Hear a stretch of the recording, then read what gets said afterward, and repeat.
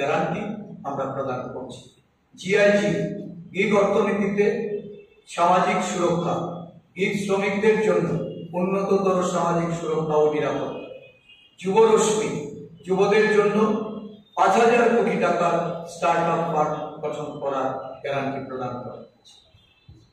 আরেকটি ন্যায়, 5 ন্যায়ের মধ্যে অন্যতম যেটা শ্রমিক ন্যায়, দেশের সমস্ত ধরনের শ্রমিকদের জন্য স্বাস্থ্যের অধিকার আইন প্রণয়ন, চিকিৎসার জন্য প্রয়োজনীয় সমস্ত পরীক্ষা নিরীক্ষা, ঔষধ, চিকিৎসা,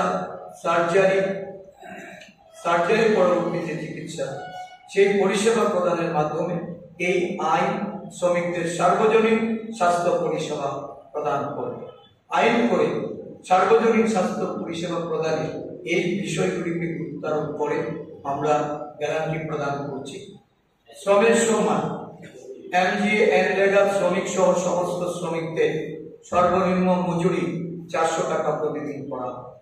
যারা সমস্ত শ্রমজীবী মানুষকে এতদিন প্রলোভিত করে প্রতারিত করেছে, যারা মজুরি বৃদ্ধির কথা বলে সারা দেশের শ্রমিকদের আজকে তারা বঞ্চিত করে রেখেছে, সেই শ্রমিকদের সাথে সম্মান আমরা 400 টাকা প্রতিদিন তাদের মজুরি বৃদ্ধি করব।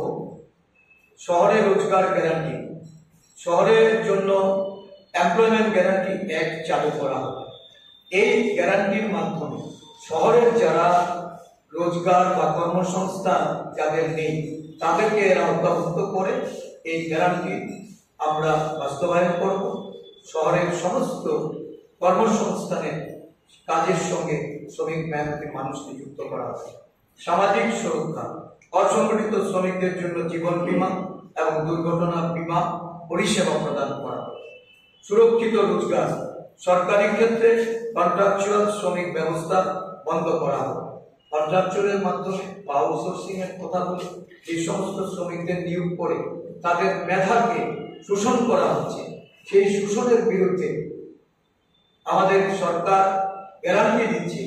সরকার গঠন করার পর এগুলি তুলে দিয়ে স্বাভাবিকভাবে যেভাবে মানুষকে নিয়োগ করতে হবে সেই নিয়োগের মাধ্যমে তাদেরকে তাদের সম্মাননা প্রদান করা হবে, সামাজিক ভাতা, বেতন সেগুলি প্রদান করা হবে। এই 5টি ন্যায়কে আমরা সামনে রেখে এবারের যে নির্বাচন, এই নির্বাচনে আমাদের দলের তরফ থেকে 25টি গ্যারান্টি আমরা দেশের মানুষের সামনে, রাজ্যের মানুষের সামনে আমরা রেখেছি। আমাদের এই গ্যারান্টি, এটা ওই ইন্ডিয়া জোট যে গ্যারান্টি দিচ্ছে, এটা বিগত 10 বছরে নরেন্দ্র মোদীজির যে প্রতিশ্রুতি ছিল, আজকে দিনে ওই দুর্নীতিমুক্ত প্রশাসনে, বেরোজগারি এবং দ্রব্যমূল্য নিয়ন্ত্রণের যে কথাগুলি উনি ভারতবাসীকে শুনিয়েছিলেন, 10 বছর বাদে যখন মানুষ দেখছে যে এটা একটা নির্বাচনী জুমলা, এটা ঠকবাজি, এটা প্রতারণা, এই প্রতারণার বিরুদ্ধে ইন্ডিয়া জোট, আমাদের নেতা রাহুল গান্ধীজি তার ব্যক্তি জীবনের অভিজ্ঞতা সারা ভারতবর্ষ ঘুরে ভারতীয় কর্মসূচির মাধ্যমে যে বিষয়গুলি উঠে এসেছে, আজকে জনগণের যে জ্বলন্ত সমস্যা, সারা দেশের মানুষের কাছে আজকে যে হতাশা নিমজ্জিত হয়ে মানুষ যেটা ভাবছে, তার থেকে উত্তরণের জন্য এই 25টি গ্যারান্টি আমরা প্রদান করছি। আমাদের দলের পক্ষ থেকে আমরা বদ্ধপরিকর আগামী দিন সরকার গঠন করে এই গ্যারান্টি আমরা প্রদান করব। कमेटी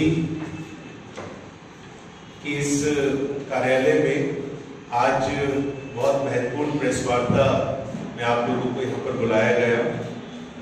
आज हम लोग अपना मैनिफेस्टो रिलीज का कार्यक्रम कर रहे हैं और उसके अंदर पिछले जो 10 साल नरेंद्र मोदी की सरकार के दौरान अन्याय काल के रहे, जिसमें देश को धर्म, भाषा, जात पात के नाम पर तोड़ा गया। दूसरी तरफ कांग्रेस पार्टी ने, हमारे नेता राहुल गांधी जी ने और कांग्रेस पार्टी के अध्यक्ष मल्लिकार्जुन खड़गे जी ने पूरे देश में भारत जोड़ो यात्रा और फिर उसके बाद भारत जोड़ो न्याय यात्रा के माध्यम से देश में जो भारतीय जनता पार्टी ने नफरत फैलाई थी, उस नफरत के माहौल में, नफरत के बाजार में कांग्रेस पार्टी के नेता राहुल गांधी ने मोहब्बत की दुकान खोलने का काम किया। करोड़ों लोग हमारे संपर्क में आए। राहुल गांधी जी ने उनके दर्द को सुना, उनकी समस्याओं को सुना और उसके बाद में एक मसौदा तैयार किया गया। हजारों किलोमीटर कन्याकुमारी से कश्मीर तक और मणिपुर से लेकर मुंबई तक जो यात्रा चली, वो दर्द महिलाओं का, नौजवानों के आंसू, किसानों का दर्द,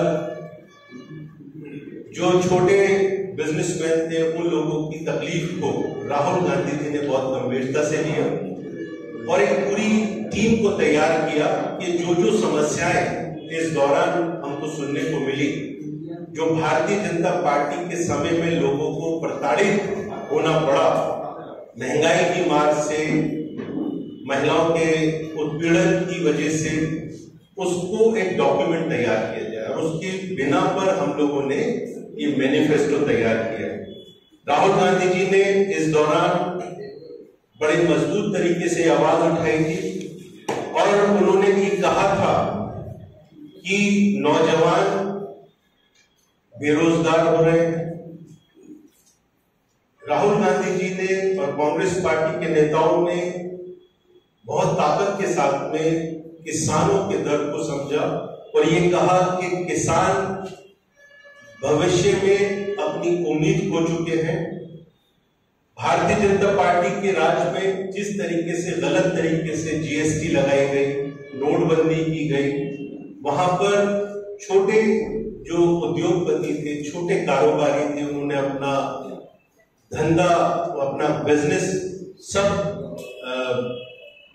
उसमें नुकसान में चले गए। उसी तरीके से जो महिलाएं थी, और आप सब लोगों ने देखा कि किस तरीके से मणिपुर के अंदर जो अत्याचार, उत्पीड़न महिलाओं के साथ में हुआ, देश का प्रधानमंत्री की जुबान एक शब्द उसके बारे में नहीं निकला। हमारे देश की पहलवान महिलाएं जो देश का गौरव बढ़ाती हैं, गोल्ड मेडल लेकर आई, उनको जंतर मंतर पे बैठकर अपने आंसू बहाने पड़े ये बताने के लिए कि हमारे